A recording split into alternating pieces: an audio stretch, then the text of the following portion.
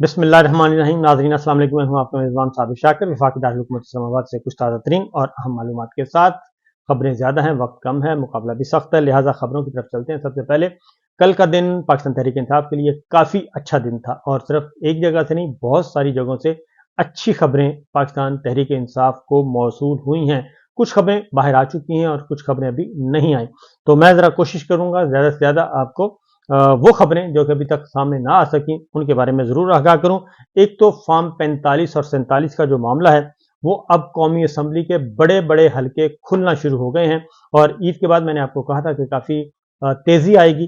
तो ईद के बाद पहला दिन था, इलेक्शन ट्रिब्यूनल्स की ने काम शुरू कर दिया है और सुप्रीम कोर्ट ऑफ पाकिस्तान से इलेक्शन कमीशन ने जो हुक्म इम्तनाई मांगा था वो नहीं मिला था, इसलिए कल पहले ही दिन लाहौर के बड़े बड़े हलके खुल गए हैं और तमाम उन बड़े हलकों में लाहौर हाई कोर्ट के ऑनरेबल जजेस जो कि इलेक्शन ट्रिब्यूनल के तौर पे काम कर रहे हैं, उन्होंने हुक्म दिया है कि फॉर्म 45, 46 और 47 की सर्टिफाइड कॉपीज और रिकॉर्ड जो है वो सबमिट करवाया जाए। वो कौन कौन से हलके हैं और कितने बड़े बड़े बुरज उलट सकते हैं वो मैं आपको जरूर आगाह करूंगा, क्योंकि इससे पहले इस्लामाबाद के 3 हलके जो कंफर्म हैं वो भी खतरे में है। पाकिस्तान मुस्लिम लीग नवाज की तीनों सीटें वापसी होंगी, पाकिस्तान तहरीक इंसाफ को मिलेंगी। इसी तरीके से लाहौर के भी बड़े हलके खुल चुके हैं, तो लाहौर से इसका आगाज हुआ है। लेकिन उससे पहले एक खबर कि कल जो पहली अच्छी खबर, काफी अरसे के बाद इमरान खान की रिहाई के लिए जो कॉल दी गई थी वो बहुत हद तक कामयाब रही और ख़ासतौर पे पंजाब में। और कामयाब इसलिए रही कि मरीम सरकार ने, जो फॉर्म 47 की सरकार है, उन्होंने पूरे सूबे में दफ़ा 144 नाफिज कर दी और ये कहकर कि पूरे सूबे में दहशत गर्दी का खतरा है। ऐसे हालात में कि जब आपके सी पैक के चाइना के अहम तरीन वजीर सी पैक के मंसूबे के लिए आए हों और आप उनको ये मैसेज दे रहे हैं कि पंजाब जो कि कदरे अमन व अमान का सूबा है, वहां पे भी दहशत गर्दी का पूरे मुल्क में खतरा है, पूरे सूबे में खतरा है और हम शहरी आज़ादियां, जमहूरी आज़ादियां, जलसे जुलूस की आज़ादियां इसलिए नहीं दे रहे कि दहशत गर्दी हो सकती है। लिहाजा कौन आएगा बैरूनी सरमायाकारी लेकर कि इन हालात में कि जब आप उनको खुद ये बता रहे हो कि यहाँ पे तो खतरा ही खतरा है। दूसरी जो बड़ी खबर है जी, वो इलेक्शन कमीशन से है। इलेक्शन कमीशन काफ़ी परेशान दिखाई दे रहा है और उसकी वजह यह है कि इलेक्शन ट्रिब्यूनल्स ने काम शुरू कर दिया है और उन्होंने अपना रिकॉर्ड मांगना शुरू कर दिया है। एक हल्का जो कि महर शराफत साहब मरियम साहिबा के मुकाबले में वो जीत चुके हैं, फॉर्म 45 के मुताबिक, ओरिजिनल फॉर्म 45 के मुताबिक वो जीत चुके हैं। उन्होंने रजू किया हुआ है लाहौर हाई कोर्ट से। पहले तो डिलेइंग टैक्टिक्स यूज होते रहे, लेकिन कल पहली दफा इलेक्शन ट्रिब्यूनल ने उस हल्के के बारे में ऑर्डर कर दिया है कि फॉर्म 45, 46, 47 सर्टिफाइड कॉपीज जो है वो अदालत के सामने पेश की जाए, ट्रिब्यूनल के सामने पेश की जाए और साथ बयान हल्फी भी लगाया जाए कि जो कुछ रिकॉर्ड पेश किया जा रहा है ये रिकॉर्ड दुरुस्त है। बयान हल्फी इसलिए मांगा जाता है कि फेक डॉक्यूमेंट्स अगर लगाए जाएं तो फिर उसकी डबल सजा होगी और उसका अलग से क्रिमिनल केस चलेगा, फौजदारी मुकदमा चलेगा और उसमें सजाएं अलग से होती हैं अगर आप इलेक्शन ट्रिब्यूनल या किसी भी अदालती फोरम में वो गलत चीज सबमिट करें। तो लिहाजा उनसे ये मांगा गया है।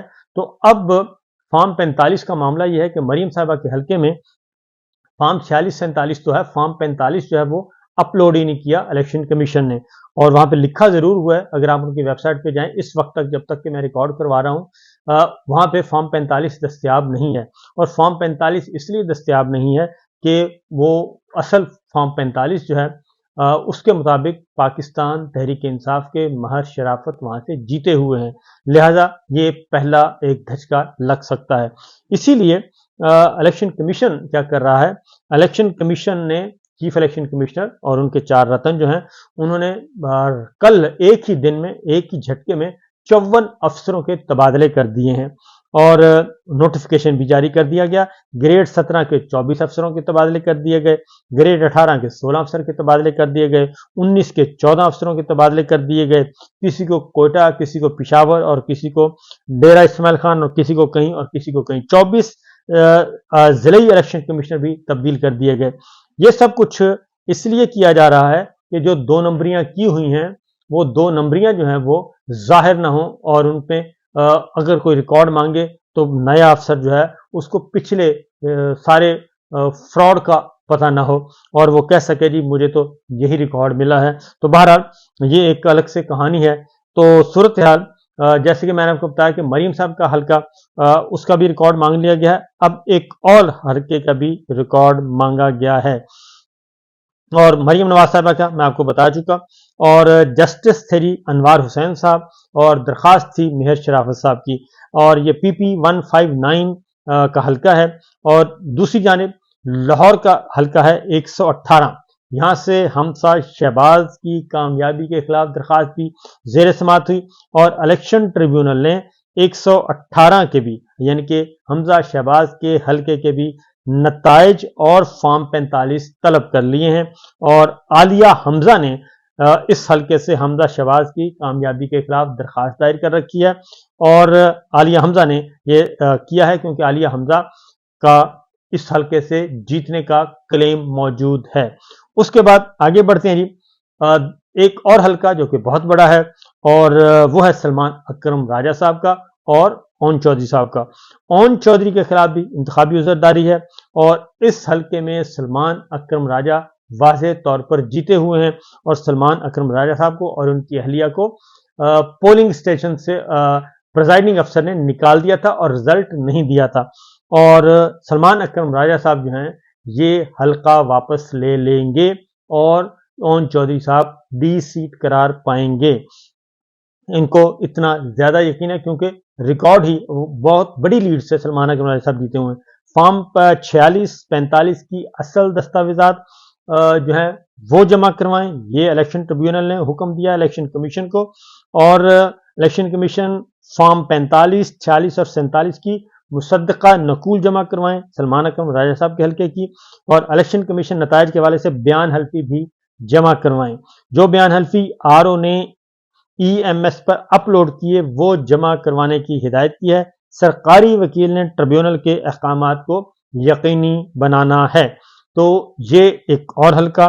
دوسری جانب عبدالعلیم خان صاحب کا حلقہ بھی کھل گیا ہے, اور وہاں پہ اس حلقے میں بھی فارم 45 الیکشن ٹریبیونل نے طلب کر لیے ہیں, اور الیکشن ٹریبیونل نے اوریجنل فارم 45, 46 اور 47 اور بیان حلفی مانگ لیے ہیں, اور جسٹس انوار حسین نے سنی اتحاد کونسل کے علی اعجاز بٹر کی درخواست پر یہ سماعت کی ہے, اور عدالت نے الیکشن کمیشن عبدالعلیم خان سمیت دیگر امیدواروں کو بھی آئندہ سماعت پر اوریجنل فارم 45 اور بیان حلفی جمع کروانے کا حکم دیا ہے.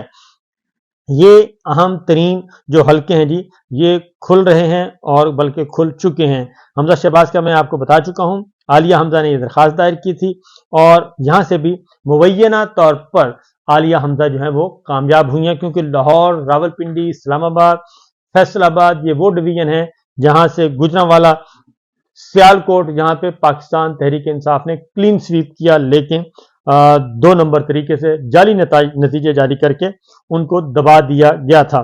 اب آتے ہیں جی اڈیالہ جیل, جہاں پہ ملاقات ہوئی ہے علی امین گنڈاپور کی اور وزیر اعلیٰ خیبر پختونخوا. ان کی ملاقات پہلے ملاقات ہوئی ان کی عسکری حکام سے, اور ان کی ملاقات ہوئی وزیر داخلہ محسن نقوی صاحب سے بھی ملاقاتیں ہو چکی ہیں, ٹیلی فونک رابطہ بھی ہے, اور پھر عسکری حکام سے بھی ان کی ملاقاتیں ہوئیں. ان ملاقاتوں کے بعد یہ ملاقات ہوئی عمران خان صاحب کے ساتھ. ان کی ملاقات عمران خان صاحب سے تقریباً 1.25 گھنٹہ یعنی کہ 70 منٹ تک جاری رہی, اور کل کی ملاقات میں کوئی خلل نہیں ڈالا گیا, اور اس ملاقات کا مقصد جو تھا وہ خالصتاً سیاسی نوعیت کا تھا, اور جو اس وقت کوشش کی جا رہی ہے کیونکہ عمران خان صاحب کا ایک ہی کہنا ہے کہ وہ بات چیت کریں گے تو اسٹیبلشمنٹ کے ساتھ کریں گے, کیونکہ نون لیگ, پیپلز پارٹی, MQM یہ الیکشن چور ہیں, مینڈیٹ چور ہیں, اور یہ بے اختیار ہیں, یہ کٹ پتلیاں ہیں, ان سے بات چیت نہیں ہوگی. تو جو بیک ڈور چینل پہ ایک آفیشیل چینل ہے وہ ہے وزیر اعلیٰ خیبر پختونخوا کا, اور اسی کے ذریعے ہی یہ بات چیت آگے بڑھ رہی ہے. اب کس حد تک بڑھتی ہے اس کا تو اندازہ آنے والے دنوں میں پتہ چلے گا, لیکن وزیر اعلیٰ خیبر پختونخوا سے ملاقات کے بعد عمران خان صاحب اور ان کے جو دیگر قریبی ذرائع ہیں ان سے بھی کچھ چیزوں کا اندازہ ہوا ہے.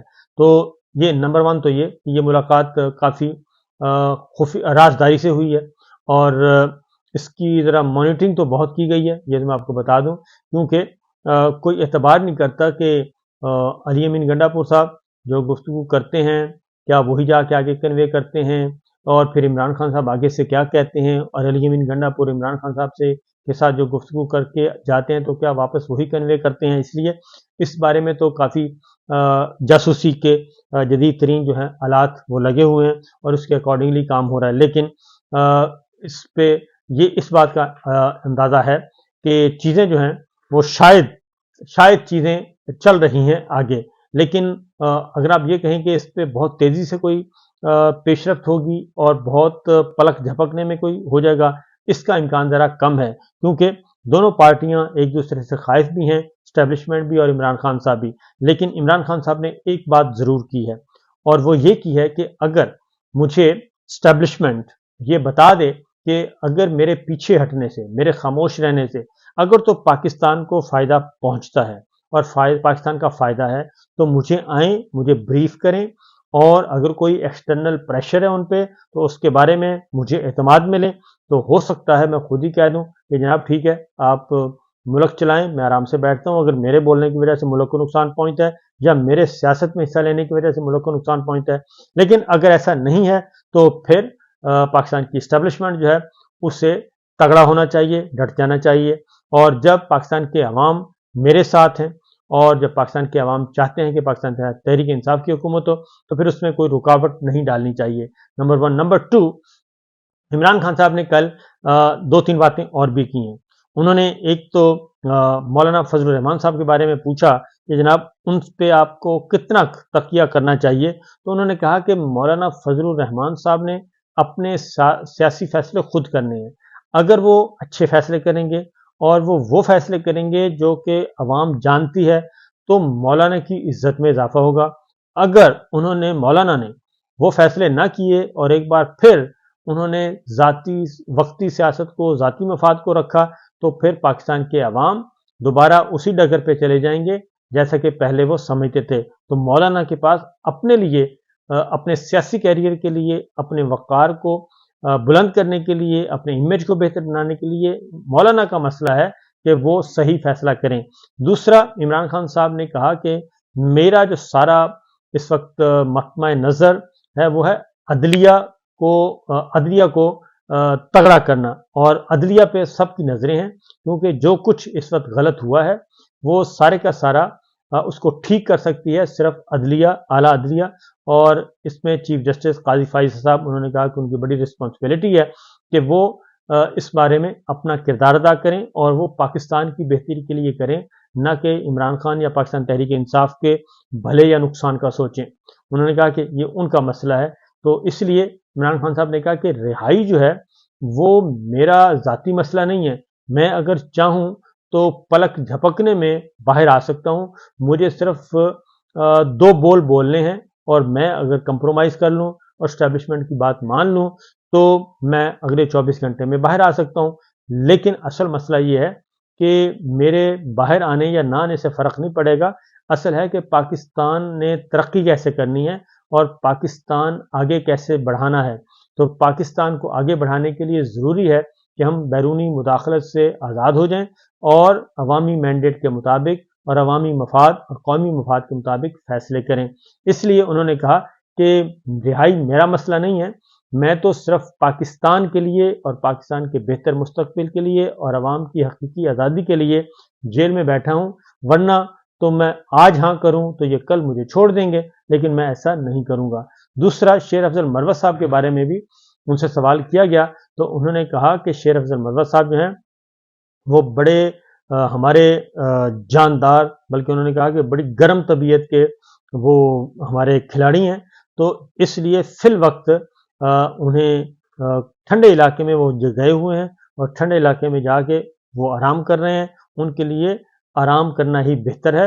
اور ابھی شیر افضل مروت جیسے فاسٹ بالر اور آل راؤنڈر کو میدان میں اتارنے کا وقت نہیں آیا. تو یہ عمران خان صاحب نے کل گفتگو کی ہے. تو دیکھیے آگے ہوتا ہے کیا. اجازت دیجیے، اللہ حافظ.